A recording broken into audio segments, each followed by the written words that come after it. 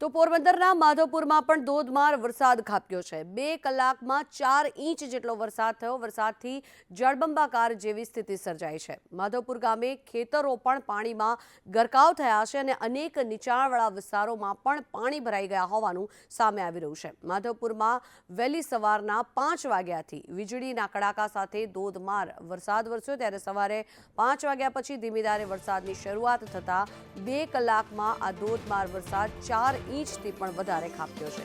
અનેક જે નીચાણવાળા વિસ્તારો છે ત્યાંથી પાણી વહેતા થયા છે અને અનેક ખેતરોમાં પણ પાણી ભરાઈ ગયા હોવાનું સામે આવી રહ્યું છે। સતત છેલ્લા ઘણા દિવસોથી જે ભારે બફારો થઈ રહ્યો હતો ત્યારબાદ 4 ઇંચથી પણ વધુ વરસાદ થતાં ગરમીમાં રાહત અનુભવાઈ છે।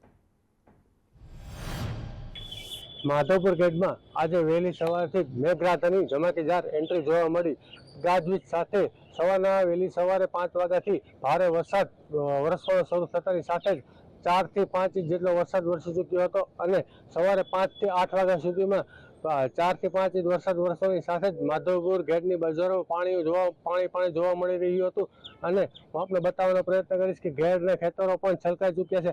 હાલ હજુ ઉપરવાસમાં આવેલા પાણીથી ખેતરો તળબો હતા ત્યાં વધુ 4 થી 5 ઇંચ વરસાદ ચારે બાજુ પાણી જોવા મળી રહ્યું છે અને ગઈકાલે ભયંકર ગરમી જોવા મળી હતી, પરંતુ આજ 4 થી 5 ઇંચ વરસાદ પડવાની સાથે જ ગરમીમાં રાહત મળશે। આશીષ પોપટ, સંદેશ ન્યૂઝ, માધવપુર।